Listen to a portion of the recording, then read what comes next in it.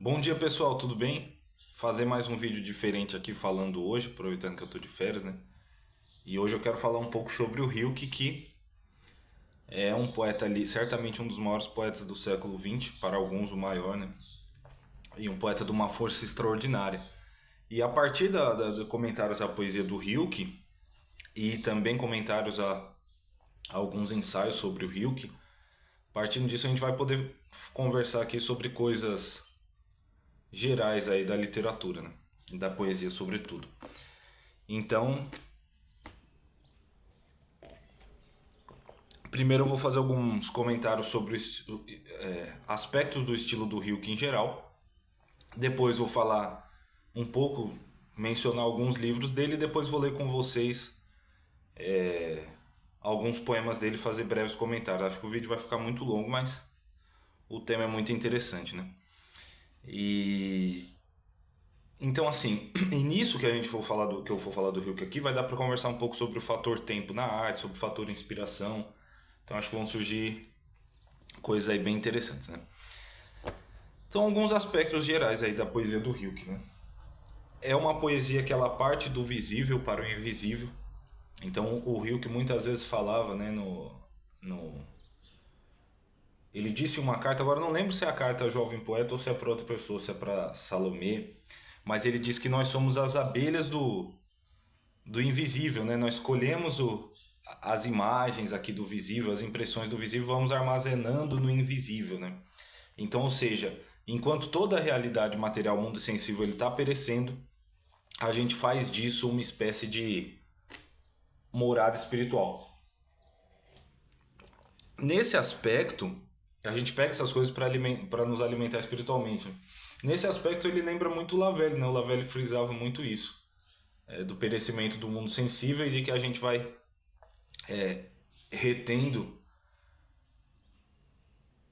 essas coisas na memória e que a memória, por sua vez, na morte, ela é purificada, né? Então a gente pega todos os eventos da nossa vida, a gente consegue ver realmente o que eles significavam que a gente não conseguiu ver antes na morte. Ele acredita que é isso, não é que na morte nossa memória ela deixa de existir, mas ela é expurgada, né? Então o Lavelle também tinha muito, e eu acho até curioso, porque eles são mais ou menos da mesma época, e eu nunca vi menção de um ao outro, eu vejo alguma semelhança, eu vejo diferença, claro, mas eu vejo alguma semelhança entre os dois. Então essa poesia do Rio, que é essa poesia que parte do visível para o invisível, eu tô lendo aqui que é meu roteirinho, tá? É uma poesia feita num tom de limbo entre tempo e eternidade. Isso quem comentou foi o José Geraldo Vieira. Eu achei esse comentário muito preciso. Aqui nesse livro Impressões e Expressões, tem um ensaio do José Geraldo Vieira sobre o Hilke. Um ou dois?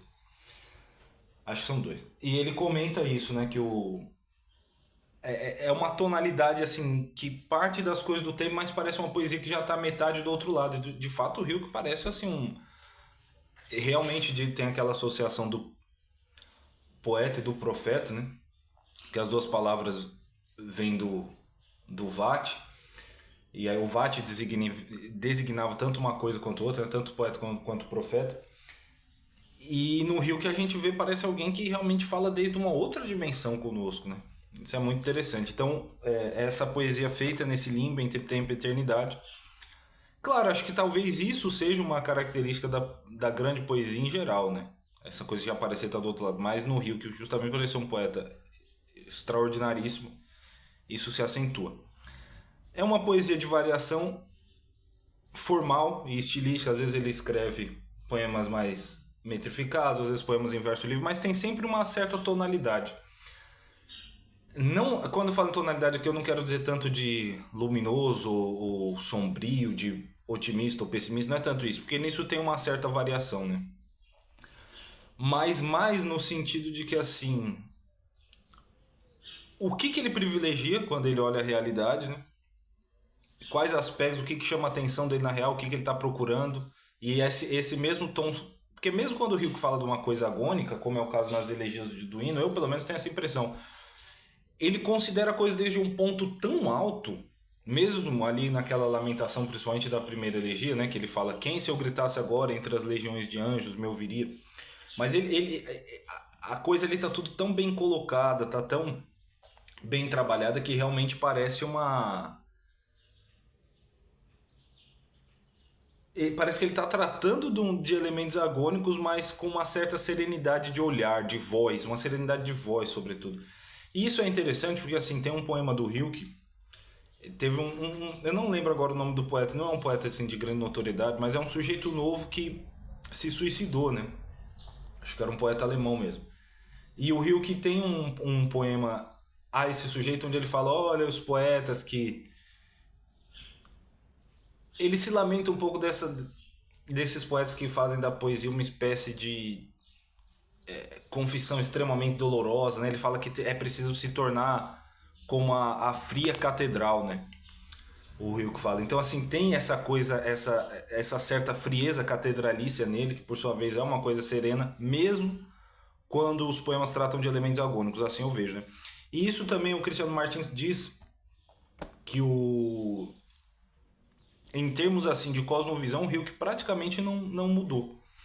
Teve umas ênfases mais para um lado, para o outro ao longo da vida dele, mas parece um poeta que o que ele pensava sobre o mundo já está presente desde o início e permanece em várias obras dele, embora, como eu falei, né, a hora com uma nuance mais aqui, a hora com nuance ali. E eu acho que me parece que o Cristiano Martins está certo nessa consideração, né? E o Cristiano Martins é justamente ele também quem comenta isso que eu falei desse jovem poeta que se suicidou e esse verso do Rico sobre a catedral e tudo isso, que é esse livro aqui, né? Tem na estante virtual, é muito bom. Rio que o poeta é poesia. É uma poesia onde a gente sente uma presença misteriosa quando a gente lê aqui. Quando eu leio alguns poemas vai dar para perceber isso. Mesmo quando ele está numa poesia mais reflexiva ou mais meditativa, como é o caso das elegias, você sente... Não é uma poesia cerebral de forma alguma. E até pelo modo como a coisa foi composta, a gente vai poder constatar isso, né? Então você sente essa presença do mistério sempre. Outro elemento do estilo dele, cantar é ser. E aqui entrou uma coisa interessante. Esse cantar é ser é uma expressão de um dos sonetos ao Orfeu do Rilke. Então o Rilke ele acreditava que o poeta ele precisa de uma certa transformação interior para ele poder fazer poesia, né? Então por isso que o cantar é ser. O Rilke parece-me alguém que estava sempre esperando assim um momento de inspiração para poder trabalhar. E ele até o modo como ele foi relapso com alguns deveres mais práticos assim, porque foi um sujeito meio errante, né? O Rilke nasceu ali no finalzinho do século XIX e se você for ver assim em termos de emprego, ele trabalhou um pouco como secretário do Rodin, mas me parece uma pessoa, pelo que muitos biógrafos falam, né, pelo muitos comentadores falam, ele foi alguém que foi mais assim realmente sustentado por outras pessoas em várias ocasiões e tudo isso, né? E viajou a Europa, essa coisa toda, teve contatos aí com mulheres aristocráticas e tal. E aí tem duas visões sobre esse elemento do Rio, que né, vai ter gente que fala assim, pô, o cara é um vagabundo tal, e pronto. E, no entanto, é um vagabundo muito talentoso. Quem fala meio nesse tom é o Javier Marias. Né? Tem um livro dele que é só breves biografias, comentários breves sobre biografias. E ele fala num tom meio de irônico ali sobre a vida do Rio, que, no entanto, fala que considera o Rio que o maior poeta do século XX. Né? E E tem realmente, então tem essa visão um pouco mais irônica sobre esses fatos e tem aquela visão que fala assim, não, realmente para ele tinha que ser assim. Então como se os deveres deles fossem outros, né? E ele diz isso mesmo, que numa das cartas ele fala, olha, o que as pessoas têm como dever para mim sempre pareceu que foi diferente. Mas é engraçado, porque numa das cartas ao jovem poeta, o Rio que fala assim, você está reclamando do seu trabalho, mas isso aí, esse problema tem em todos os trabalhos, então é complicado. E também, assim, eu parto daquela coisa que aprendi muito isso com o professor Olavo, né? Não é. Não convém ao sujeito fugir da vida prática por um pretexto de produção artística ou isso, não. Você tem que estar do dever para cima. É uma coisa que o Olavo, inclusive, pegou do Goethe, né? E ele falava muito. Ele falava, até para fazer esse curso aqui, você tem que trabalhar, cara. Vai ser frentista de pôr de gasolina, vai fazer mais assim, um trabalho você tem que ter. Se você nem se tem essa coisa de você conseguir pelo menos o seu sustento, a sua comida e tal, né? Esse curso aqui já não é pra você, então ele já dá uma dura. Aí ele conta um caso de um sujeito lá que abandonou a família para produzir uma obra de arte, né? E acabou não produzindo nada. Então eu parto dessa linha também, eu pessoalmente. Eu acho que a gente. Nada impede das duas coisas serem conciliadas, na verdade. Você fazer as coisas da vida prática e também escrever, né? Porém, talvez para o caso do Rio, que tem, aqui eu estou trabalhando um pouco aquele negócio do Dharma, né? Que é como se os deveres das pessoas fossem diferentes. Talvez no caso do Rio, que ele devesse ter agido desse modo mesmo. O que a gente sabe é que deu certo, né? Porque o cara é simplesmente um dos maiores poetas de todos os tempos, um dos maiores poetas da humanidade. Então fica parecendo que o Hilke era alguém que ficava esperando essa inspiração e escrevia. E aqui tem uma coisa assim muito espantosa nisso, né? Porque lendo as cartas ao jovem poeta, eu reparei uma coisa assim estranhíssima, né? Que é o seguinte, eu vou ler um trechinho para vocês aqui.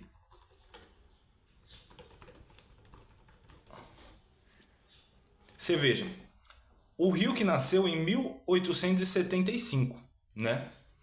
E aí então tem uma carta dele ao jovem poeta datada de 1903. Vamos fazer uma continha aqui, ó. 1903 menos 1875, ele tinha então 28 anos. Aí termina a carta assim, né, o Hilke? Por fim, no que diz respeito aos meus livros, adoraria lhe enviar todos os que poderia trazer alguma alegria para o senhor. Mas sou muito pobre, e meus livros não me pertencem mais desde que foram publicados. Eu mesmo não posso comprá-los e, como gostaria de fazer com frequência, dá-los para as pessoas que lhes demonstrariam afeição. Por isso lhe escrevo em um papel os títulos e as editoras dos meus livros mais recentes. Ao todo publiquei bem uns 12 ou 13. Então fazem... Pô, o cara com 28 anos, ele tinha publicado 12 ou 13 livros. Isso é uma coisa assim, assustadora, né? E o que é mais interessante é que assim, aí aqui a gente vai entrar no fator tempo da literatura. É que o Hilke, ele produzia muito assim, mas não eram coisas ruins. Isso que é interessante. Por que eu vou fazer um monte? Por fazer um monte, isso aí não... Mas certamente alguma qualidade tinha, embora eu não tenha muito acesso a esses primeiros livros, né? Mas certamente alguma qualidade tinha e certamente também foi importante pro processo geral. Agora, o que a gente pode saber com certeza que ele fez numa velocidade assim assustadora e que mantém muita qualidade são os sonetos do Orfeu. O Cristiano Martins comenta aqui que o Hilke chegou a escrever 8 sonetos em um dia.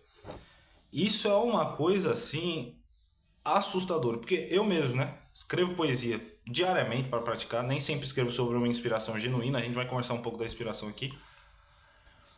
Mas assim, eu escrevo com grande frequência e em média eu gasto assim 3 horas num soneto, vamos dizer. Em média, às vezes tem soneto que gasta muito mais tempo e tem soneto que vem num sopro, assim, né? Que são aqueles mais inspirados, vem mais fluido, por exemplo.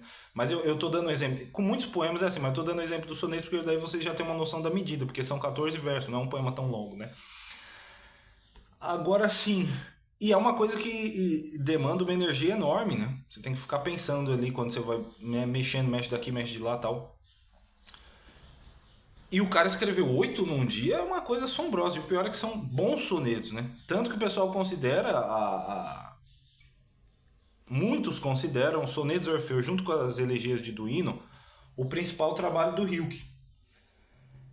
Então veja, e é complicado falar de tempo em arte por vários motivos, né? Às vezes você fica matutando um tema, isso já aconteceu comigo, temas que eu comecei a pensar quando eu tinha 18 anos e aquilo culminou num poema eu com 28, 10 anos depois.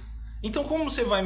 peraí, o tempo de escrita é só o tempo que o tempo para escrever o poema é só realmente o tempo que o cara parou para escrever? Aquele pintor Whistler, isso quem conta esse caso é o Borges, né? O Jorge Luiz Borges. Teve uma vez que perguntaram para ele, quanto tempo você levou para fazer esse quadro? Ele falou, a minha vida inteira. Ou seja, cada acúmulo de impressão contribuiu para aquela... ou seja, ele já estava nesse processo de produção durante toda a vida dele, acumulando as impressões. Isso tem tudo a ver com o Cantar é Ser do Hilke, que a gente falava, né? Então, no Hilke, as coisas não estão separadas, a arte da vida. E isso é um erro que algumas pessoas cometem, né, ao avaliá-lo, porque falam, é um cara que ficava muito alheio, ele viveu nessa época de guerra e não deu tanta atenção a isso na sua poesia. E toda essa coisa. mas as experiências para o Hilke eram coisas centrais. E inclusive tem esse trecho aqui famosíssimo do Laurie Maltbridge lá, né? Que é um romance que que o Hilke escreveu, que ele diz: versos não são como pensam as pessoas. Deixa eu achar aqui para vocês rapidinho. E isso, assim, é mais interessante ainda hoje a gente pensar nisso do verso ser a experiência, porque eu escrevi ontem um poema sobre isso, eu vou gravá-lo em breve. Foi um poema que eu gostei de ter escrito. Com o advento agora da inteligência artificial, que ainda é muito ruim, né? Em termos de escrita de poesia, é muito ruim. Mas assim, é claro que o negócio vai se desenvolvendo, né? Agora, as nossas experiências não estão em computador nenhum, então isso a máquina nunca vai poder imitar, né? Meu poema fala um pouco sobre isso. Então, tipo assim, agora aqui tem uma tonalidade de sol, né? Eu tô vendo as coisas de um certo tom. Isso aqui só existe. O que eu tô vendo aqui agora só existe, só eu vejo. Deus tá. O que eu penso é mais ou menos assim. Nós nem sempre prestamos atenção, mas as coisas, e Deus está falando conosco através das coisas todo o tempo. E isso só o eu do artista pode captar. Daí também que a poesia ela ser expressões de impressões, né? Expressões de impressões. Então, assim, a todo tempo coisas nos estão sendo comunicadas com uma singularidade incrível, né? Nenhum dia é igual ao outro. E só o ser humano pode captar isso. A máquina ela vai fazer o ser humano capta isso no seu frescor, né? A máquina vai fazer isso com coisas já velhas, com memórias armazenadas, tudo mais. O ser humano capta essa coisa singular no ato. Aquilo que está sendo comunicado só a ele, exclusivamente a ele. Isso é muito interessante. Então, assim, versos são experiências pro Hilke, daí que cantar é ser, né? E eu vou ler esse trecho do Larry Maltbridge aqui pra vocês, do romance que ele escreveu, que é maravilhoso. Eu confesso que eu não gostei tanto desse romance, não. Assim, eu tentei ler ele já mais de uma vez e não embalei muito, não. Porém, esse trecho aqui é absolutamente monumental, né? Versos não são, como pensam as pessoas, sentimentos. Deles temos o bastante na juventude. São experiências. Por causa de um único verso, é preciso ver muitas cidades, pessoas e coisas. É preciso conhecer os animais. É preciso sentir como os pássaros voam e saber com que gestos as pequenas flores se abrem pela manhã. É preciso ser capaz de recordar caminhos em regiões desconhecidas, encontros inesperados e despedidas que vemos se aproximar por longo tempo, dias de infância ainda inexplicados. Os pais que tínhamos de magoar quando nos traziam um presente e não o entendíamos, era um presente para outro. Doenças de infância que começam tão estranhamente, com tantas metamorfoses profundas e difíceis. Dias em quartos quietos e reservados e manhãs junto ao mar, sobretudo o mar, os mares. As noites de viagem que passavam ruidosamente e voavam com todas as estrelas. E ainda não é o bastante se precisamos pensar em tudo isso. É preciso ter lembranças de muitas noites de amor, todas diferentes entre si, de gritos de mulheres dando à luz e de parturientes leves, brancas a dormir que se fecham. Mas também é preciso ter estado junto a moribundos. É preciso ter estado sentado junto a mortos no quarto com a janela aberta e os ruídos intermitentes. Mas ainda não basta ter recordações. É preciso ser capaz de esquecê-las quando são muitas. E é preciso ter a grande paciência de esperar que retornem. Pois elas ainda não são as recordações mesmas. Apenas quando elas se tornam sangue em nós, olhar e gesto anônimas indistinguíveis de nós mesmos, só então poderá acontecer que numa hora muito rara se levante e saia do meio delas a primeira palavra de um verso. Caraca! Quer dizer, se o romance tivesse... Só por isso aqui, né, o romance já vale a pena ter existido, porque assim, isso aqui é absolutamente monumental. Então o sujeito vai acumulando as impressões, aquilo tá com ele. E não é pela via do pensamento que ele as acesse, nem pela da memória alguma. Aquilo vira ele, daí o cantar é ser, né? Essas impressões viram sangue nele, aí ele é capaz de fazer sair a primeira palavra de um verso. Então o Hilke dá essa impressão que ele ficava esperando, justamente acumulando essas impressões, né? E esperando. E quando vinha numa enxurrada, porque pro cara escrever 8 sonetos num dia, né? Ele escreveu 20 e tantos sonetos no intervalo de uma semana, se eu não estou enganado. Se não foi exatamente isso, é quase essa parte da semana. 8 sonetos no dia eu tenho certeza, né? Agora essa coisa das semanas aqui eu já não lembro também. E aí se eu for achar aqui o momento exato, talvez... Quer ver só?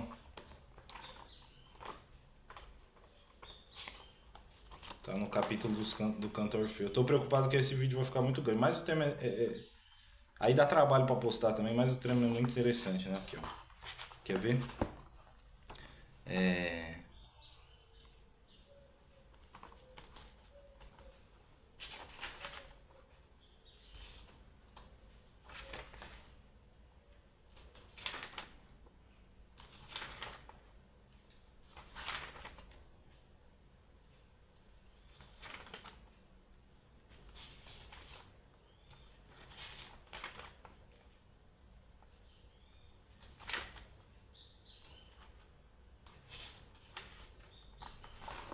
Vai ser mais fácil achar aqui pela internet, que achar a página exata. Eu vacilei de não ter salvo isso ali.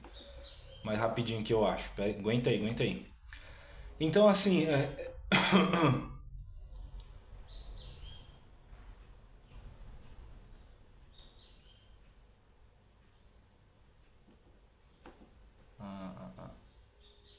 tá, aqui, ó. Hilke chegou a escrever 5, 10 sonetos em um único dia. E ele próprio refere que saíram definitivos, sem que houvesse necessidade de alterar uma só palavra. Guardem isso que a gente já vai conversar disso. As edições críticas mencionam geralmente a data de sua composição. A primeira parte, integrada por 26 sonetos, foi redigida de 2 a 5 de fevereiro, em 1922. E a segunda, integrada por 29 sonetos, de 1 a 20, do mesmo mês de fevereiro. Né? Então, assim, 10 sonetos num dia, certo? E 29 de 11 a 20, então em 9 dias, é uma coisa assim espantosa. E o que é mais espantoso é que são bons poemas, né? Porque escrever muito, escrever uma porcaria. Aí vou ler um dos sonetos do Orfeu para vocês verem. O número 3, né? Um Deus o pode, mas da lira ao solo há de o homem consegui-lo? A dissensão tendemos, e não há templo de Apolo no enredar dos ramais do coração. O canto como queres não são teus desejos, nem a busca do atingível. Cantar é cedo, tão fácil para o Deus. Mas quando somos, e ele quando ao nível do nosso olhar o céu e a terra esplende, jovem no amor ainda não és conquanto a palavra te suba ao lábio, aprende a esquecer que cantaste é sem alento. Uma outra coisa é o verdadeiro canto, um sopro ao nada, um voo em Deus, um vento. Esse sopro ao nada aqui eu entendo mais como um desprendimento, né? Ou seja, aqui, ó, por exemplo, o Benedito Nunes, essa tradução é do Ivo Barroso, do grande Ivo Barroso, grande tradutor, né? O Benedito Nunes, no ensaio que ele escreveu sobre o Hilke, ele colocou ele não se preocupou tanto em traduzir o verso do ponto de vista de sonoro, né? Até porque ele não era tradutor de poesia. Então, assim, ele foi um pouco mais literal, talvez, quanto ao significado, né? E aí ele traduz assim, né? Ó. Um sopro em torno de nada, um voo em Deus, um vento. Então, assim, esse nada seria mais aquele despojamento das coisas para se unir ao absoluto, né? Então, assim, aqui tem tudo a ver com o que a gente estava falando, né? O canto não são teus desejos nem a busca do atingível. Tem tudo a ver com aquele trecho do Malte Bride que eu li há pouco, né? Do Cantar é Ser. Então, você veja que são sonetos de qualidade. E aqui é onde que eu vejo que hoje em dia o fator do tempo, como ele é complicado em arte, né? Hoje em dia eu vejo as pessoas que elas é capaz... Tá virando uma moda esse negócio que tem que demorar muito e tal, né? E para muitas pessoas isso funciona, mas para muitas pessoas não. O Borges, por exemplo, não cria muito naquela coisa do Flaubert, de procurar sempre a palavra exata e demorar tal, mas para muita gente dá certo. A Clara escreve contos maravilhosos. E ela tem esse método de demorar bastante num parágrafo. Mas tem gente que não é assim. O Borges fala, chega um momento em que o poeta percebe o que ele é capaz de fazer, né? E depois disso, assim, ficar lapidando e burilando muito. O Borges tem um ensaio e tem e também um conto, que é aquele conto que o cara morre e Deus dá todo o tempo pra ele mexer nas coisas. Como chama? Eu esqueci o nome do conto. A última... Pô, esqueci o nome do conto. Mas é isso, que também ele critica esse negócio do Flaubert, né? O cara fica tendo todo o tempo pra escrever e ele percebe que aquele negócio do Flaubert não era muito bom e tal. Mas eu acho que tanto dizer que é bom quanto dizer que não é bom é errado. Ou seja, dizer que essa demora é boa em absoluto é errado, porque para algumas pessoas vai ser boa, para outras pessoas não. E o Borges e o Eliot, eu ouvi eles falarem isso, e é uma coisa muito importante. Quando a gente vai dar uma dica para alguém de literatura, a gente tem que tomar cuidado porque a gente nunca sabe quando é uma dica que serve para nós, quando é o que é uma coisa universal, né? E eu vejo que é muito assim. Então tem cara que ele vai mexer ali, ele vai chegar já no que ele quer e depois de ficar mexendo não vai alterar muita coisa. Agora tem o seguinte, é lógico que essa certa espontaneidade do cara conseguir já chegar no que ele quer rápido, isso por si já existe muito estudo e muita leitura, muita prática, né? Porque quando você já praticou muito, imagina, cada vez que você vai resolver um verso, quando você vai escrever um verso, você tem um problema a ser resolvido. Ah, você quer gerar um certo efeito e tal. Como você vai fazer isso? Quais palavras? O que você vai fazer? Alguém que escreveu muitos poemas é alguém que já esteve lidando com esses problemas várias e várias e várias vezes. Então você acha soluções mais rápidas. Porque você já está acostumado àquilo ali, né? Então tem tudo isso. Agora tem uma experiência que ela é meio assim, na nossa época materialista, ela é meio deixada de lado, talvez seja visto como uma coisa ridícula, que é justamente essa coisa quando o poeta ele parece ser atravessado por algo, né? E que algo está falando através dele. Você veja, se o Rio que ele fala que os poemas vieram, você vê que coisa misteriosíssima, né? 10 sonetos vindo prontos, sem o cara mexer. O Bruno Tolentino fala de um poema que ele escreveu assim, que é O Segredo. Ele fala que ele nem era ainda religioso, né? E aquele poema veio para ele assim, e ele veio de uma vez só, sem ele precisar alterar uma linha. Ele falou, olha, e certamente não é um poema muito mais fraco que outros meus, não. Quer dizer, é um dos meus melhores poemas e veio assim de uma vez. E com o Hilke isso parece que acontecia muito frequentemente. Eu acho que todo mundo que escreve poesia com frequência, ou quase todo mundo, vai perceber que vai ter alguns momentos em que você parece que outra coisa está falando através de você. Mas com o Hilke isso acontecia numa frequência bem maior, né? Talvez justamente por essa preparação, por ele já entender esses processos e ele ter uma espécie de rendição também diante das coisas altas da beleza, e nisso de rendição a gente vai falar mais pra frente, porque tem um poema dele chamado O Homem que Contempla, que é bem revelador nesse sentido. Então tem esse elemento de rendição ao sagrado, né? E da inutilidade dos esforços humanos, muitas vezes o Rilke fala disso em seus poemas. E aí tem outro problema aqui, que é a questão da uma poesia mística, não é uma poesia mística. Você vê que o Rilke é tão complexo que às vezes as pessoas têm visões contrárias, né? Por exemplo, o Cristiano Martins fala assim, não é um poeta místico, mas tem elementos de misticismo na poesia dele. O Benedito Nunes já considera um poeta místico, o José Geraldo Vieira também. Aí o Carpo já fala meio com aquele tom de ironia que o Carpo gostava, né? É uma poesia mística sem experiências místicas. E daí eu falo assim, eu acho que ele foi um pouco infeliz nesse comentário, porque como a gente vai averiguar desde fora se alguém teve uma experiência mística ou não? Quer dizer, isso é muito complicado, né? Se alguém tinha experiências místicas ou não.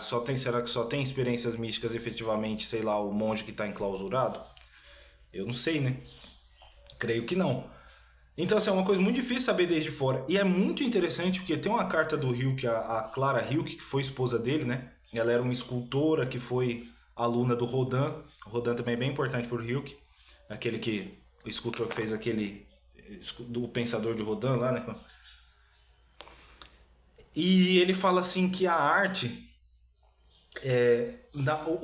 o sujeito vai acumulando essas experiências ou muito luminosas, ou muito... Estou falando com as minhas palavras o que ele diz, mas a essência da coisa é essa. Ou muito sombrias, experiências extremas. O sujeito vai acumulando tudo aquilo e ele não tem um modo de falar daquilo, senão através da linguagem cristalina da arte, a linguagem diamantina da arte, a linguagem suprema da arte, né? Então o que acontece? Só que quando ele fala dessas experiências na arte, elas aparecem como coisas anônimas. Ou seja, já não tem mais relação com... as pessoas que estão ouvindo um poema, por exemplo, elas não associam tanto aquilo à biografia do artista. Muitas vezes. E realmente é assim, mesmo quando o cara escreve em primeira pessoa, a gente não tem muita certeza muitas vezes, será que isso aqui é um fruto da imaginação dele? Será que é um negócio que ele está inventando? Será que ele está relatando uma experiência de fato? Em muitos poemas sobra essa dúvida, então na arte fica essa coisa meio anônima. Então isso é muito interessante, porque se ele teve as experiências místicas, vamos supor que teve, a coisa entra nesse processo de anonimato a partir do momento que é expresso em arte. Então é uma coisa muito difícil de você averiguar desde fora, né? Só que ele fala, apesar desse anonimato, o artista ele ganha sobre a sua vida, sobre o seu eu e as experiências, né? Não é que ninguém vai conhecer o artista, vocês entenderam. A arte tem um presente maravilhoso pro artista que é o quê? Através da arte ele recebe confirmações do seu eu profundo. Então, assim,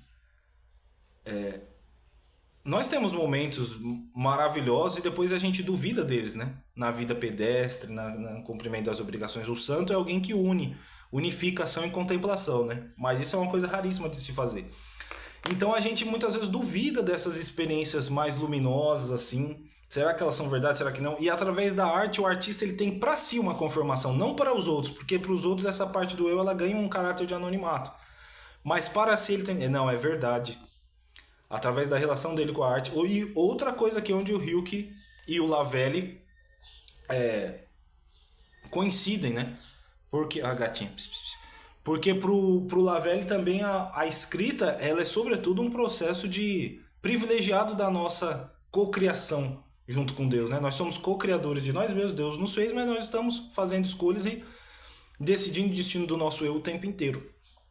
Então, e na arte isso é feito de um modo privilegiado, né? E então é esse o presente que a arte dá pro artista, segundo o Hilke. Por isso que tanta gente, aqui talvez a gente tenha uma das chaves do mistério da arte, porque assim, muitas vezes o cara não ganha dinheiro com a arte, não ganha fama, não ganha nada, né? Muitos artistas morreram miseráveis e, no entanto, o cara sacrifica tudo por aquilo. Mas por quê? Talvez seja por essa confirmação do seu eu espiritual, do seu eu profundo, né? É uma coisa maravilhosa. Então, e aí tem esse elemento então da inspiração no Rio, que também as elegias de Duino, eu sempre ouvi falar, ele ficou 12 anos sem escrever as elegias. É muito interessante. Só que aí onde que entra? O Cristiano Martins explica bem como que é essa coisa desses 12 anos. O Rio que ele estava lá no castelo de Duino, é um castelo, né? Ele era amigo de uma mulher lá de família real que era desse castelo. E um dia tava uma tormenta, ele tinha que responder umas cartas para não sei quem, e ele saiu assim, ele meio que como se diz, como se tivesse descido das nuvens, assim, veio de repente para ele o verso, né? Ele fala assim, o verso, né? Quem se eu gritasse agora entre as legiões de anjos me ouviria? Que é inclusive um verso maravilhoso, né?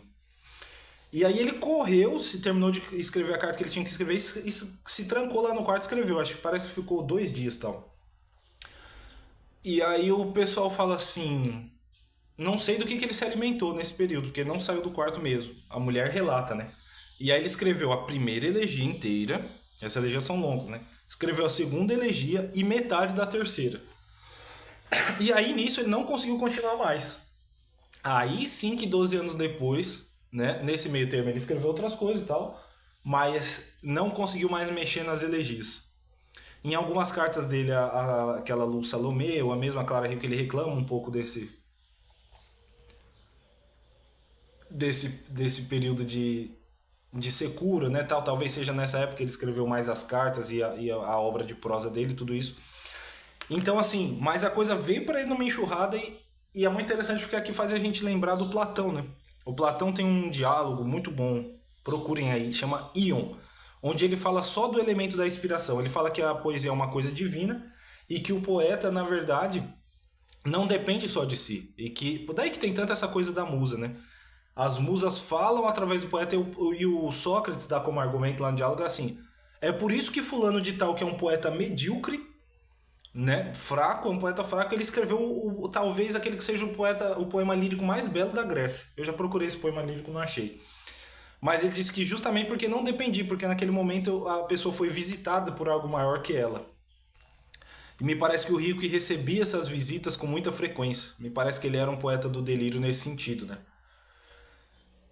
Eu uso a expressão delírio porque é a expressão que o próprio Platão usava, né? E daí depois, então, passados esses anos, ele escreveu todos esses outros... Escreveu o resto das elegias, né? Pois bem... E essa palavra inspiração ela é um pouco proibida. Inclusive o Charles Morgan fala disso, né? ele vai comentar sobre uma palavra serenidade, que é uma palavra que estava saindo de moda, e ele diz que a palavra inspiração também está saindo de moda. Mas, no entanto, é um dado da realidade. Ao longo da história, aconteceu isso com os poetas. O Shelley também fala disso. Fala, a poesia é uma coisa tão alta que nem o melhor poeta do mundo pode sentar e falar assim: agora eu vou escrever um poema monumental. Tanto a poesia depende de outra coisa. Agora, é lógico que não, eu não também, ao mesmo tempo, eu não conheço um poeta que não tenha estudado muito, um poeta que não tenha praticado muito, um grande poeta, né? Todos escreveram bastante, estudaram bastante. Então, assim, você precisa se tornar apto também, talvez justamente para sua mente não atrapalhar muito quando vir uma inspiração genuína. E é o que o Shelley fala. O que a gente chama de diligência, de esforço na arte, talvez nada mais seja do que o sujeito se preparar para quando isso acontecer, a própria mente dele não seja um obstáculo que trave essa inspiração genuína, né? Mas assim, tem gente que acha que essa coisa de inspiração, embora vários poetas ao longo da história atestem, acho que é uma coisa folclórica, né? E assim por diante. Então, beleza. Eu vou falar alguns livros do Hilke, né? Canção do Porta Estandarte Cristóvão Hilke, que é mais do começo da vida dele. E muita gente pega nesse negócio do tempo, mas a gente tem que tomar cuidado, às vezes, com. E repito, essa questão do tempo vai ser excepcional para muitas pessoas, as coisas de lapidar, mas não é para todo mundo. Agora, às vezes, tem que tomar cuidado, às vezes, com os conselhos, até de grandes sábios e grandes mestres, porque nossa realidade é outra, né? Cada ser humano é algo bastante individual e único. E eu me lembro agora que o Javier Marias comenta isso. Ele foi para a Rússia visitar o Tolstói. Ele tinha uma grande admiração pelo Tolstói, né? Algumas das influências do Hilke, né? Tolstói, Proust. Embora nenhuma influência, o Cristiano Martins fala e é verdade, nenhuma influência muito. A cosmovisão do Hilke já estava pronta desde muito cedo, é uma coisa muito dele. Não é nenhuma influência tão radical. A mais radical seria a do Jacobsen, né? Que é aquele poeta dinamarquês do qual eu só li alguns contos, infelizmente. O Hilke tinha muita admiração por ele. Mas assim, as outras, elas são. Por exemplo, a influência do Rodin. É muito mais uma influência de essência do que de modo de escrita, porque o Rodin era escultor, né? Não era nem. Então é o Rodin, Maeterlinck, Tolstói, Proust e mais alguns aí. E o Hilke foi para a Rússia em 1919, se eu não estou enganado. É, não, eu acho 1909. Não, 1919, você nasceu em 75, já tava bem velhinho, já tá mais velho, né? Não, acho que foi mais ou menos 1909. Depois eu confirmo a data. Aliás, quando o Hilke foi para a Rússia? Vamos ver se. Nem sempre o Google também prega muita peça aqui, né? Mas às vezes dá certo. 19... Não, 1889, então era bem no comecinho mesmo da carreira dele, né? Qual foi aquela viagem com a Lu Salomé lá, aquela coisa toda. Minha memória estava me enganando aqui. Pois bem, e aí ele foi lá conversar com o Tolstói e o Tolstói falou assim: e você tá fazendo o que por agora, né? Aí ele falou: poesia lírica. Aí o Tolstói falou: não, isso é uma porcaria. Quer dizer, achava que a poesia começou a fazer, segundo o Javier Marias, né? Começou a despejar um monte de ofensas ali sobre a poesia lírica. Aí você já pensou se o Hilke fosse escutar o Tolstói, embora ele tenha feito lá a viagem para conhecer o Tolstói, né? Outra coisa interessante dessa viagem é que o Boris Pasternak, eu mencionei que o Boris Pasternak tem aquele ensaio de autobiografia que é maravilhoso, né? O Boris Pasternak, ele teve ocasião de ver o Hilke. E ele disse que foi um sujeito, ele não sabia quem era, né? O Hilke ainda não era aquela cara notório e tal. E causou uma grande impressão nele, o jeito do Hilke. Isso é uma coisa interessante com esse negócio do Hilke de cantar é ser. O pessoal fala que ele era poeta até bebendo um copo d'água. Tem um relato também de uma mulher que viu um cara num jantar, viu uma pessoa, né? Não sabia que era o Hilke ainda, no meio de uma gente, e tinha uma impressão de tanta suavidade e brandura no rosto que causou um grande espanto nela. É uma escritora também, mas eu não lembro o nome dela. Quem fala disso é o Cristiano Martins. Não é uma escritora que me é muito familiar, não. Quer dizer, não é nada familiar, eu ouvi falar a primeira vez nesse livro. Alemã. E daí ela viu o Rio que ficou, né, com aquilo na cabeça. Eu falei: quem é aquele cara? Eu falei: advogado. Ela falou: não, advogado ele não é, não. Não é. E aí passou, acho que uns 10 anos, ela viu o Rio de novo e lembrou da expressão dele, né? Então algumas pessoas foram profundamente impactadas pela própria presença dele. E isso o Pasternak também sentiu. Pasternak tinha uma grande admiração pelo Hilke, né? E o Pasternak também é um grande artista. E o pai do Pasternak, o Leonid Pasternak, fez um dos retratos mais famosos do Rilke. É um retrato muito bem pintado do Rilke. O pai do Boris Pasternak, Leonid Pasternak, era um grande pintor, né? Então são algumas curiosidades interessantes aí. Pois bem, aí tem esse Canção do Porta-Estandarte Cristóvão Rilke, o livro de Horas, que é dividido da morte, da vida monástica, quase como se ele fosse um monge falando, né? É curioso porque o Rilke, assim, ele não era bem católico ou cristão exatamente, né? Mas ele trabalha com muitos elementos bíblicos, trabalha com elementos anjos, né? Essa coisa toda. E ele tem um livro inteiro sobre a vida da Virgem Maria, né? A vida de Maria. Embora não achei dos livros. Você vê como que o tema não garante nada, né? Não achei um dos livros mais fortes dele, mas também não sei até que ponto é a tradução, porque muitas vezes o pessoal traduz o livro muito mal e aí você vai ver a coisa é muito diferente do que foi colocado ali na tradução, né? O livro de horas, o livro de imagens. E aí depois disso, aí tem a convivência com o Rodin, ele passa a ter uma preocupação formal maior, né, com aquela limpidez formal, segundo os comentadores falam. E aí vem a era dos novos poemas, que é onde tem aquele da Pantera. Nesses novos poemas, o Rilke se concentrou mais em coisas, né? Uma fonte romana, isso, aquilo. Muitos dos novos poemas estão aqui traduzidos nesse Coisas e Anjos do Rilke, né? Eles gostam mais dos novos poemas do Rilke e os Irmãos Campos porque eles têm uma visão de mundo mais materialista. Então eles gostam mais de quando o Rilke está falando de coisas assim. Só que o que eles não entendem é que o Rilke parte da coisa para um negócio transcendente. E se o Carpo foi um pouco infeliz, a meu ver, o Carpo é um gênio, ninguém duvida, mas se ele foi um pouco infeliz naquele comentário de falar que é uma poesia mística sem experiência mística, o Carpo também fala uma coisa que eu acho muito perigosa, né? Como você vai saber isso? Fala que o Rilke nunca amou ninguém verdadeiramente. Como que a gente afere isso aí de outra pessoa? E a gente sabe que era um sujeito de uma caridade enorme, porque assim, só pela atenção que ele dedica aos jovens poetas, ele já sendo um poeta com alguma notoriedade pequena, né? Ele tinha 28 anos, mas com alguma notoriedade. Tanto que o cara já tinha alguma notoriedade, o cara pediu instruções para ele, né?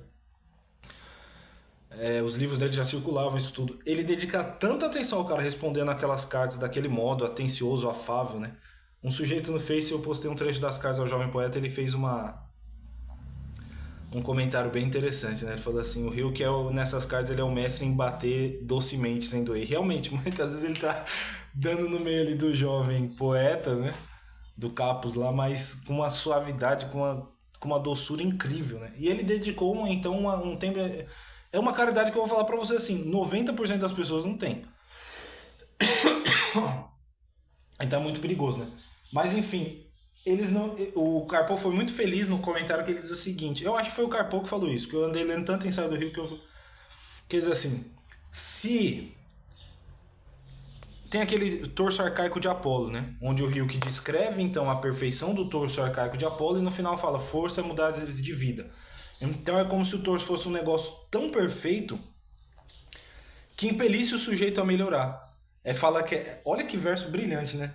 Falar que ele na tradução do Bandeira, genial, genial. Desmedido como uma estrela, ponto não há que não te mire. Por que desmedido como uma estrela, né? A estrela é um ponto luminoso no céu, mas para todo lugar que você vai, a estrela tá te olhando. Então é como se fosse aquele torso, você tá em presença dele, ele tá sempre espreitando você, ele é algo maior do que a forma material dele, né? Então o Carpo comenta assim, olha, isso que está dito de modo explícito no torso arcaico de Apolo tá dito talvez em todos os poemas do Rilke. Então nunca é uma exaltação da coisa material gratuita, sempre tem um elemento misterioso e transcendente ali. Agora, nesse poema ele falou isso diretamente, muitas vezes a coisa fica implícita, né? E é isso que o pessoal aqui acho que não entendeu muito bem, né? Porque nunca foi a propósito do Rilke fazer uma poesia materialista de forma alguma. E por isso também que tanta gente...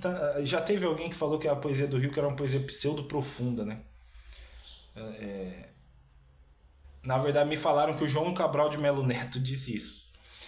Mas eu não sei aonde que foi, então não é uma fonte que eu li, que mais falaram pra mim que ele falou isso. Então, e o Carpo fala, um poeta amigo meu disse uma pseudo-profundidade nos poemas do Rilke, mas o Carpo não cita quem é nesse ensaio sobre o Rilke, ele não dá nomes, né? Pois bem, E aí depois então vieram esses novos poemas, que são poemas mais voltados para as coisas, os sonetos a Orfeu que a gente já comentou aqui, inclusive eu li um dos sonetos a Orfeu, e as elegias de Duino. Aí tem outros poemas franceses, livros que são um pouco menos badalados dele, né? Esse é a Vida de Maria e tudo isso. Então agora eu vou ler um poema para vocês do livro das imagens, que muito do meu amor à poesia é devido a esse poema aqui, que é um poema absolutamente maravilhoso, né? É o seguinte: o homem que contempla. Vejo que as tempestades vêm aí, pelas árvores que, à medida que os dias se tomam mornos, batem nas minhas janelas assustadas, e ouço as distâncias dizerem coisas que não sei suportar sem um amigo, que não posso amar sem uma irmã. E a tempestade rodopia e transforma tudo, atravessa a floresta e o tempo, e tudo parece sem idade. A paisagem, como um verso do saltério, é pujança, ardor, eternidade. Que pequeno é aquilo contra o que lutamos, como é imenso o que contra nós luta. Se nos deixássemos como fazem as coisas, assaltar pela grande tempestade, chegaríamos longe e seríamos anônimos. Triunfamos sobre o que é pequeno e o próprio êxito torna-nos pequenos. Nem o eterno, nem o extraordinário serão derrotados por nós. Este é o anjo que aparecia aos lutadores do Antigo Testamento. Quando os nervos de seus adversários na luta ficavam tensos e como metal, sentia-os ele debaixo dos seus dedos como cordas tocando profundas melodias. Aquele que venceu este anjo, que tantas vezes renunciou à luta, esse caminha erecto, justificado, e sai grande daquela dura mão que, como se o esculpisse, se estreitou à sua volta. Os triunfos já não o tentam, o seu crescimento é ser o profundamente vencido por algo cada vez maior. Cara, isso aqui é de uma força, esse encerramento é de uma força. É a primeira vez que eu li esse poema, assim, eu já gostava de poesia, já tinha escrito poemas eventualmente, né? Muito eventualmente escrevi um poema, era uma coisa bem relapsa. Meu pai é poeta, né? Então ele já recitava pra mim Drummond, Cecília Meirelles. Mas quando eu li esse poema aqui foi definitivo. Eu falei, porra, a poesia é uma coisa tremenda, cara. Foi uma reviravolta assim interior. Agora então vamos fazer alguns comentários breves sobre esse poema, né? Então vejo que as tempestades vêm aí. Então vem a tempestade transformando toda a paisagem. Primeiro ele ambienta a gente, né, nesse clima de frio, de tempestade e tal, e solidão. Solidão é outro tema que é muito importante pro Rio e pro Lavelle também. O Lavelle chega a falar que Deus é o solitário perfeito, né? Não no sentido. E eles falam num sentido muito parecido, porque Deus é o solitário perfeito, não no sentido que ele se isola das pessoas, mas que ele é capaz de defender a sua solidão mesmo no meio dos outros, né? É algo que. E quanto mais profunda é a solidão, menos as pessoas conseguem manchá-la. Então vamos pensar na solidão como um silêncio. O mundo é ruidoso, né? As pessoas são ruidosas, tem interesses que não são nossos, desejos que não são nossos e tal. Mas quanto mais profunda é a solidão da pessoa, menos esse ruído vai influenciar e vai gerar uma espécie de ruptura, de dissonância no silêncio interior dela. Então Deus é o solitário perfeito porque ele pode tá junto do pior criminoso, do pior assassino, porque enquanto o cara não morreu, ainda tem um pouco da presença de Deus nele, né? Salvo talvez alguns casos muito específicos de algum psicopata que acontece aquilo que disse que o Dante fala na Divina Comédia, né? Que o Dante diz que alguns sujeitos eles fizeram coisas tão atrozes que a alma deles já tá no inferno e tem um demônio tomando conta. Talvez exista alguma coisa assim. Mas para a maioria das pessoas, inclusive pessoas bem ruins, ainda tem a presença divina, né? Então Deus pode estar no meio de tudo sem despencar do topo do seu silêncio. E o Hilke também fala isso no... Ele fala, o que é preciso é uma grande solidão, ele fala muitas vezes ao jovem poeta, né? Aquela solidão da criança que brincava e via os adultos passando, mas ela ficava naquele mundo dela. Então, só que o Lavelle, ele sabe converter mais essa solidão em atitudes práticas, né, de bondade. O Lavelle é muito um unificador de ação e contemplação, e o Hilke é mais para converter essa solidão em grande arte, né? Embora o Lavelle seja um artista da palavra tremendo também, mas vocês entenderam. Então primeiro ele nos ambienta com essa coisa da tempestade, né? A tempestade atravessando a floresta e o tempo e tudo isso. E a paisagem parece até um verso do Salmo, né? Tem aquele ardor de eternidade. Aí aqui esse verso eu acho assim, que pequeno é aquilo contra o que lutamos, como é imenso o que contra nós luta. Aqui tem aquele tom de Eclesiastes, né? O da inutilidade dos esforços humanos. Porque a gente luta contra o quê? Ah, não chegar atrasado no trabalho, ganhar uma renda, fazer não sei o quê, ter tempo para isso, ter tempo para aquilo. A gente luta para conseguir essas coisas, né? Às vezes você é admirado por alguém, quanto mais pueril for a pessoa, a luta dela vai ser mais banal também. E a luta de muitos de nós é banal, e mesmo as pessoas profundas têm algumas lutas banais, né? Então a gente luta contra várias dificuldades que o tempo apresenta, uma mesquinhez que, assim, o tempo vai pagar, né? Ao menos se a gente pensar. Tem aquela coisa que aconteceu aqui não desacontece na eternidade nunca, né? Mas, ao menos se a gente pensar na sucessão, são coisas que vão ser varridas, assim, né? E então tem aquela coisa da inutilidade dos esforços, né? E como é imenso o que contra nós luta, por sua vez. A morte que tá vindo, né? O, o tempo, o próprio tempo. E a própria eternidade no sentido de que, assim, as exigências do divino e dos anjos, né? Porque aqui ele vai colocar o anjo na parada, né? Sobre nós e tudo isso. Então, assim, as coisas que lutam contra nós, elas são enormes. E as coisas contra as quais a gente luta são miúdas. Que verso, sim. Então, que pequeno é aquilo contra o que lutamos, como é imenso o que contra nós luta. Se nos deixássemos como fazem as coisas, assaltar assim pela grande tempestade, chegaríamos longe e seríamos anônimos. Então você vê que o Rio que era muito esperando esse assalto da tempestade. Eu acho que a própria tem muito da relação dele com a poesia aqui.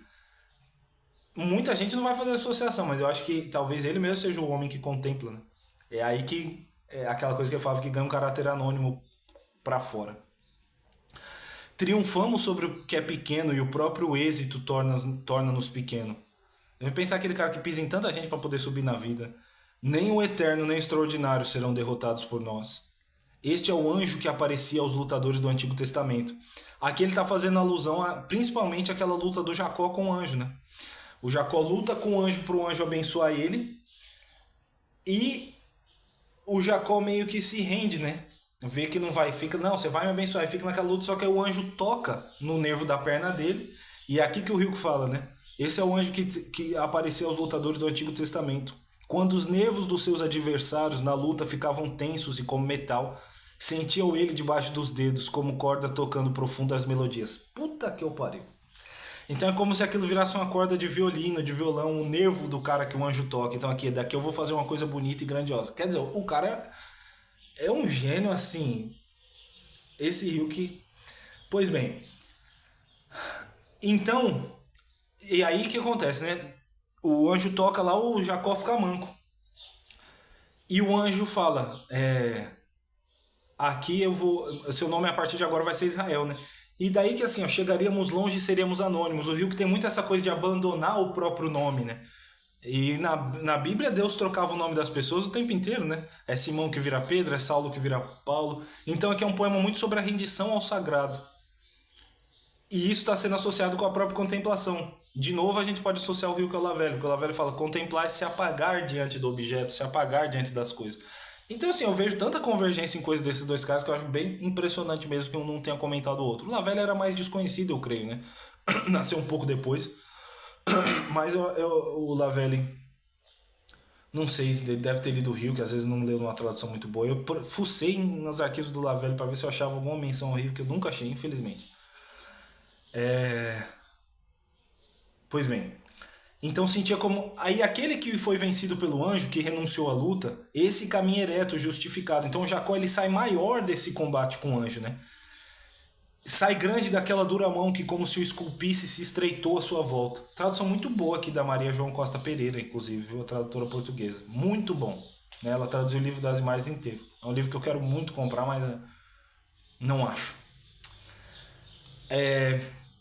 Aqui a gente pode lembrar até daquelas representações da luta do Jacó com o anjo, né? Que o anjo estreita assim o corpo de Jacó e é como se o esculpisse e se estreitou à sua volta. Então o anjo está apertado. Em outra tradução, eu mesmo fiz uma tradução desse poema, que não é uma tradução melhor que a dela é melhor. Mas a minha intenção foi mostrar outros aspectos que estavam ambíguos no poema. Eu gravei também a declaração da minha tradução. Não entendo nada de alemão, mas o que eu fiz? Eu peguei uma tradução em espanhol, uma em inglês e essa dela. Então, com 3 traduções, eu tinha alguma segurança semântica, né? E aí eu foquei mais em dar mais ênfase em alguns pontos que ela... Porque tem uma das traduções que fala como se o anjo já estivesse apertando para modelar também, né? Então tem todos esses detalhezinhos. E sai grande daquela dura mão que, como se o esculpisse, se estreitou à sua volta. Os triunfos já não o tentam. O seu crescimento é ser o profundamente vencido por algo cada vez maior. Que encerramento, que poema, que poema, que poema, né? Então aqui tem tudo a ver com as coisas que a gente já falou, né? A rendição, o se deixar saltar por uma coisa maior, é isso que o Rilke muitas vezes era. Ele era atravessado, né? Aqui, por fim, eu vou ler mais 2 poemas dele então e depois vou encerrar aí o vídeo que já está chegando a 1 hora, né? Embora seja um prazer enorme falar do Rilke. Aqui. Muitas vezes se fala da poesia como expressão de impressões, né? Olha como isso é perfeito. Veja se esse cara não... Também a tradução da Maria João Costa Pereira. Veja se o cara não captou uma experiência que a gente já teve, todos nós. Né? E um movimento da alma muito, muito profundo e que o cara conseguiu traduzir na linguagem poética. Isso também é outra associação do Rilke com o Lavelle, porque o Lavelle ele fala de coisas invisíveis com a clareza extraordinária, né? E o Rilke fala com a profundidade, com uma força extraordinária das coisas invisíveis. Então assim, e tu esperas, aguardas a única coisa que aumentaria infinitamente a tua vida, o poderoso, o extraordinário, o despertar das pedras, os abismos com que te deparas.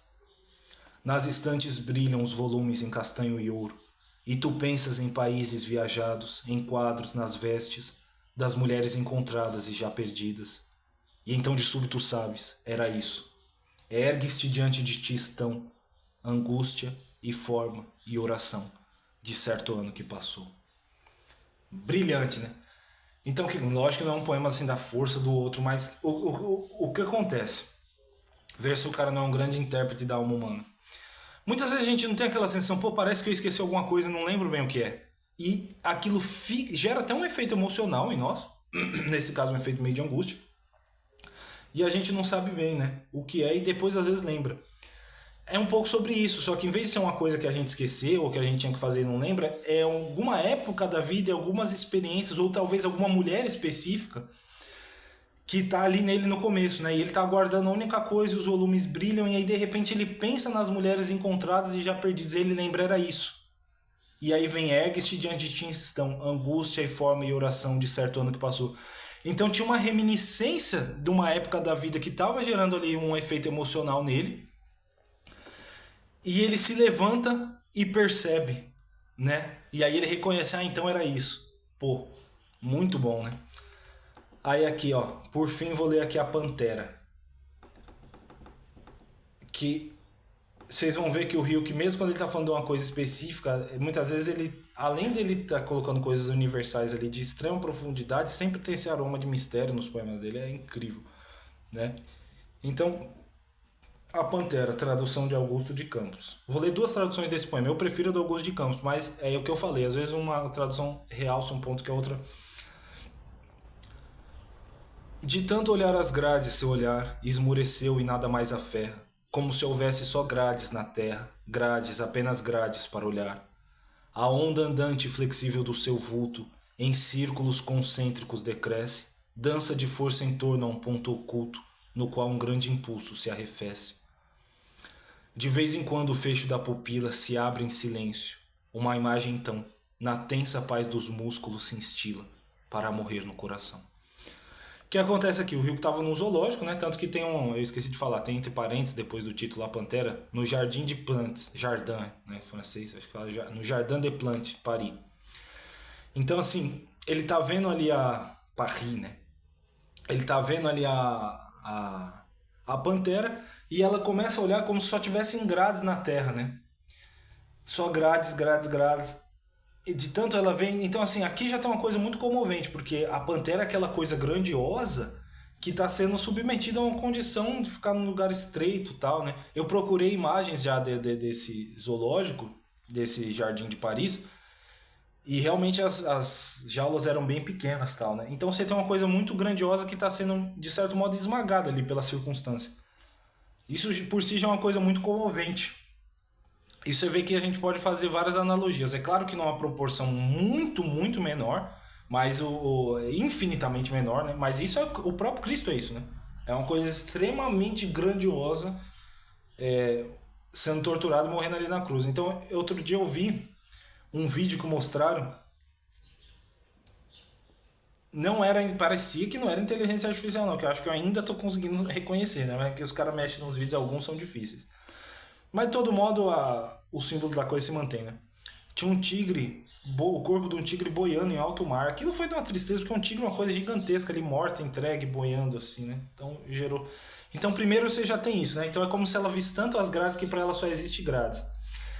E aí é uma dança de força em torno a um ponto oculto. Eu acho que esse ponto oculto, no caso, é o próprio coração, né? No qual um grande impulso se arrefece. Então ela tem toda aquela energia, aquela força, mas os impulsos estão se.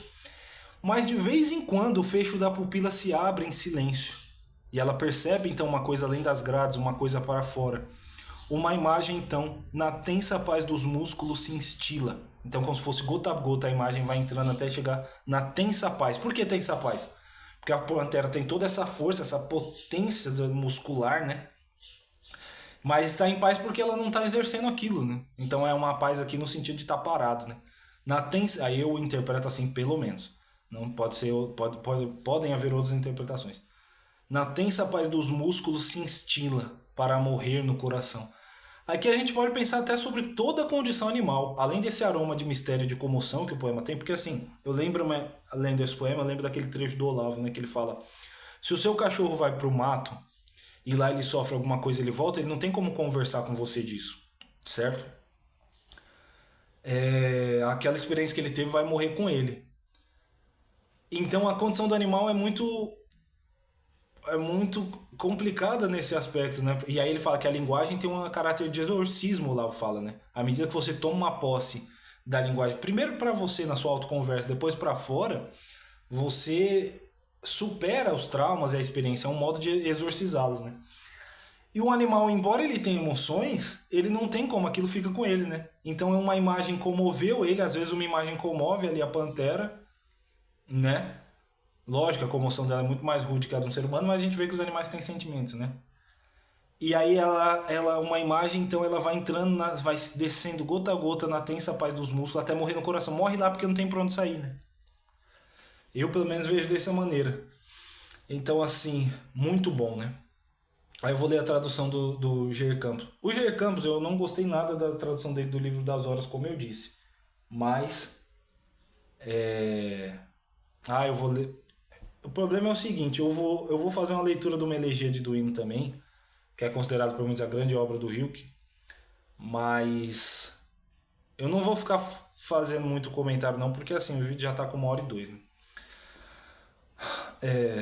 Varando a grade, a nada mais se agarra, o olhar tomado de um torpor profundo. Para ela é como se houvesse 1000 barras, e atrás dessas 1000 barras nenhum mundo. Muito bom a primeira. Ele é bom tradutor de poemas assim mais. Seu firme andar de passos gráceis dentro de um círculo talvez muito apertado. É uma dança de força em cujo centro ergue-se um grande anseio atordoado. De raro em raro só, o véu das pupilas abre-se sem ruído e deixa entrar a imagem que sobe pelas tranquilas patas ao coração, para aí ficar. Boa tradução também, mas eu prefiro a do Augusto de Campos, né? Então, pessoal, para encerrar, eu vou ler aqui a primeira elegia de Duino, que é uma elegia, então.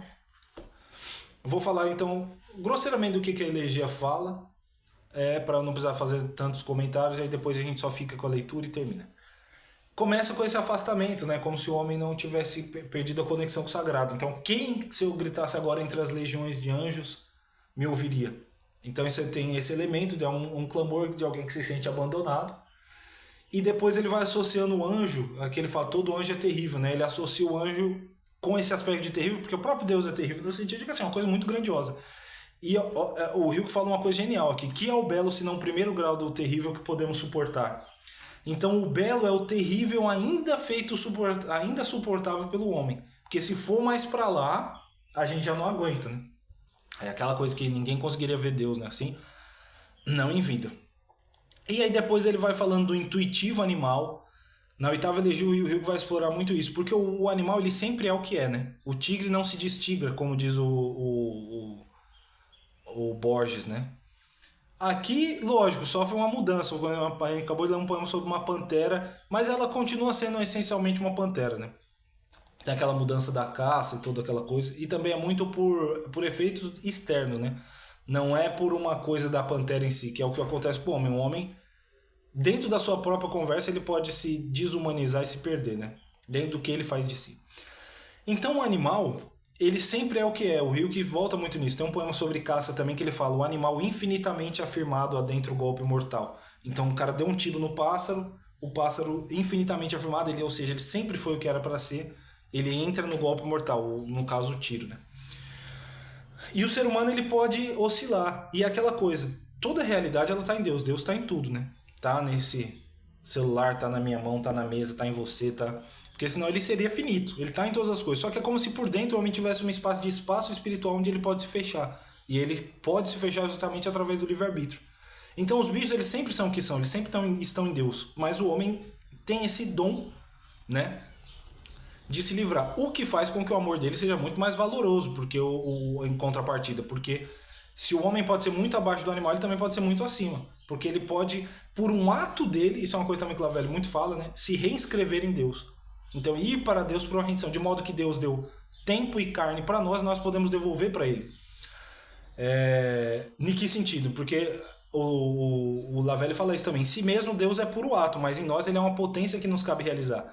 Então nós podemos dar a vida a Deus, entre muitas aspas, dentro da nossa própria vida, render nossa vida, o nosso tempo, o nosso corpo a Ele, né? Então é uma coisa para a vida inteira dificílima e que só os santos conseguem. Nós, pecadores, conseguimos em alguma medida, não conseguimos, né? Mas então o animal sempre é o que é. E aí ele vai falando disso, ele vai falar dos amantes, que os amantes, na verdade, os amantes, eles conseguem ter acesso a essa outra realidade? Não. Eles só estão ocultando o seu mistério um do outro. Aqui a gente pode pensar realmente, o Olavo fala, né? Uma das coisas do amor é você entender que a pessoa é um abismo de mistério que você nunca vai abarcar plenamente. E aí depois ele fala com uma beleza extrema que, assim, os vivos cometem o grande erro de distinguir demasiado bem entre os vivos e os mortos, né? Os anjos dizem, não sabem se caminha entre mortos ou vivos. Então, assim, a realidade espiritual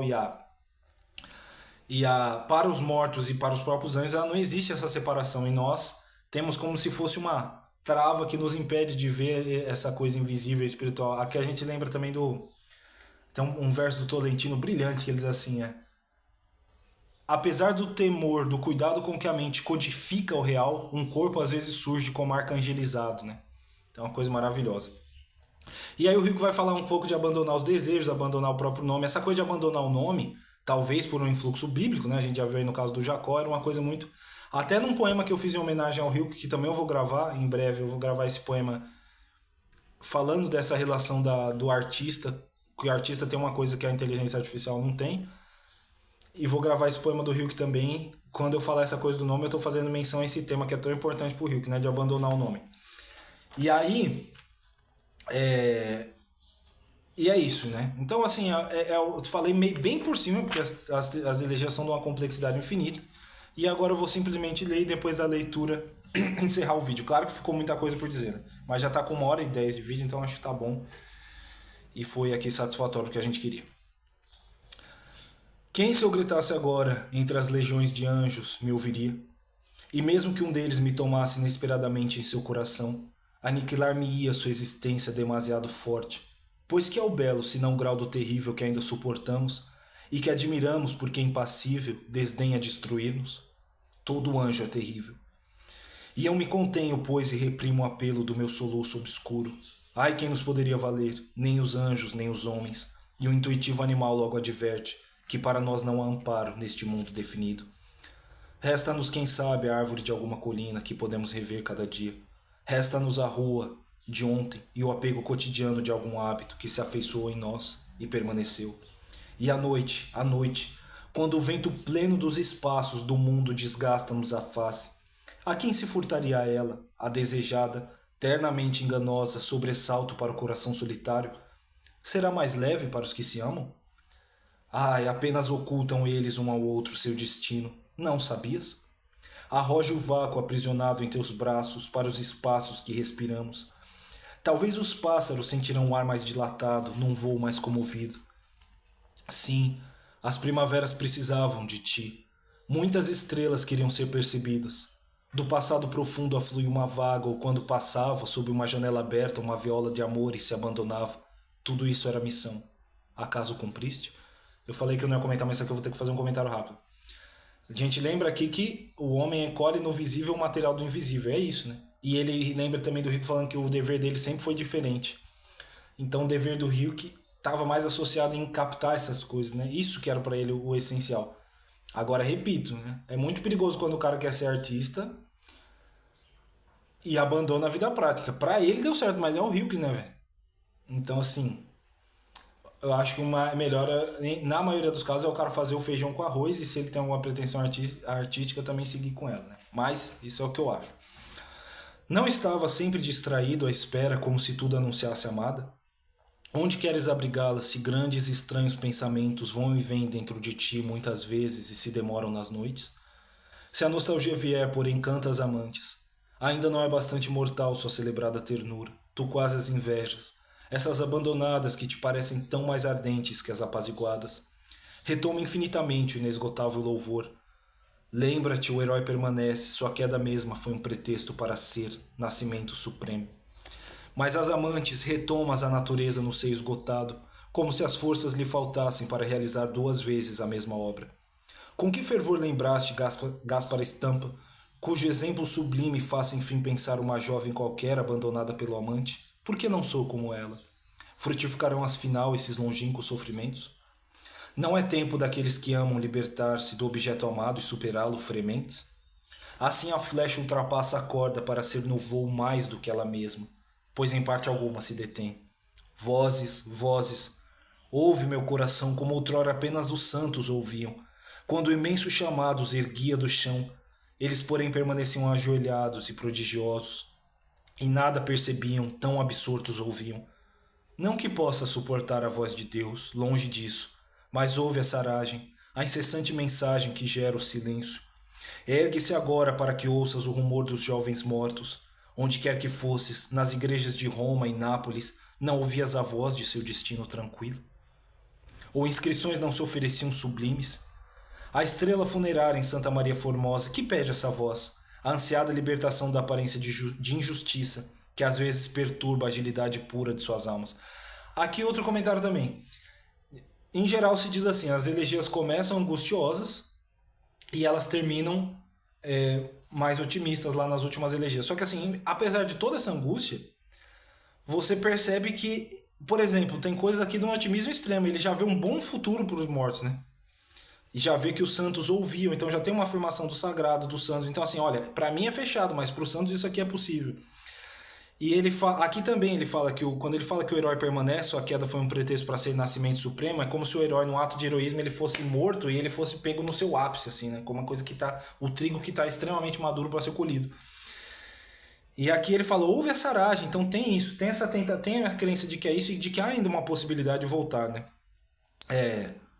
E você não ouvia a voz do destino tranquilo dos mortos, então os mortos têm um destino tranquilo. Então, assim, é angustiosa, sem dúvida alguma, mas já tem, né?